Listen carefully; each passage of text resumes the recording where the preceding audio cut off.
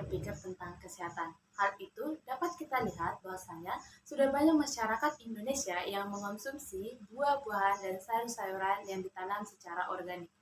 Mungkin akan tetapi, apabila ingin membeli buah-buahan dan sayur-sayuran secara organik, pasti harganya lebih mahal. Hal ini menyebabkan banyak masyarakat seperti menengah ke bawah tidak sanggup untuk membeli bahan-bahan tersebut. Maka dari itu, saya memberikan solusi yaitu pertanian berkelanjutan. Nah, apa sih itu pertanian berkelanjutan? Pertanian berkelanjutan adalah proses di mana perkebunan atau proses tanam menanam suatu tanaman menggunakan bahan organik. Tetapi bahan organik tidak pure semua digunakan, masih menggunakan pupuk kimia, tetapi penggunaan pupuk kimianya masih terbatas, yaitu di setengah dari dosis yang dianjurkan. Mungkin akan muncul pertanyaan di pikiran teman-teman, kenapa kita tidak menggunakan seluruhnya pupuk organik? Nah, alasannya adalah ketika kita menggunakan seluruh pupuk organik, maka kebutuhan unsur hara pada tanaman tidak akan tercukupi. Seperti yang kita tahu, pada pupuk organik terdapat memang unsur hara, tetapi hanya sedikit. Jadi tidak dapat memenuhi kebutuhan unsur hara pada tanaman. Jadi, untuk mengatasi hal tersebut, kita menggunakan pupuk kimia, tetapi dengan jumlah setengah hanya untuk menambahi unsur hara sesuai kebutuhan tanaman. Dan teman-teman tahu, banyak pupuk organik. Nah, salah satu yang saya anjurkan yaitu pupuk organik Bokasi. Nah, alasan saya menganjurkan pupuk organik yang Bokasi karena proses pembuatannya yang mudah dan bahan-bahannya yang mudah.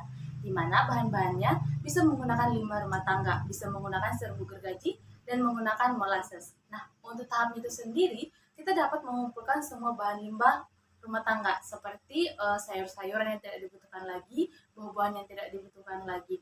Nah, kemudian ini nanti disatukan ke dalam satu terpal. Nah, di sini nanti diaduk bersamaan dan ditambahkan dengan molasses. Kemudian dia akan ditutup dengan terpal. Alasannya itu untuk menunggu proses pembusukan. Nah, di sini proses pembusukan akan dibantu oleh bakteri baik. Nah, di sini alasan kenapa dia ditutup terpal adalah untuk mempercepat proses terdekomposisinya suatu bahan-bahan limbah rumah tangga tadi.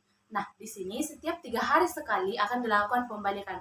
Tujuannya adalah untuk menjaga bakteri pengurai tadi tetap tumbuh dengan baik dan mempercepat penguraian dengan baik. Nah, untuk prosesnya tersebut memang membutuhkan waktu yang sangat lama, tetapi hasilnya bisa cukup memuaskan.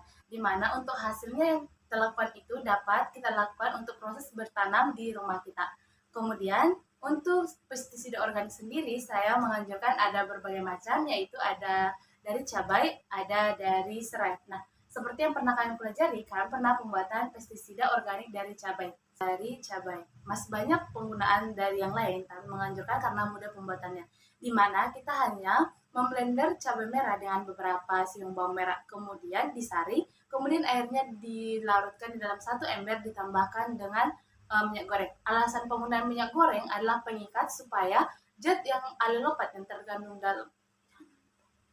Nah, di sini saya menganjurkan penggunaan pestisida dari cabai, di mana untuk tahapnya sendiri yaitu pemblenderan cabai dengan air kemudian disaring. Nah, kemudian saringannya itu dimasukkan ke dalam ember. Di dalam ember tersebut nanti ditambahkan minyak goreng. Itu adalah perekat supaya saat penggunaan disemprotkan kepada tanaman, dia tidak cepat menghilang tetapi masih dapat merekat pada daun tanaman.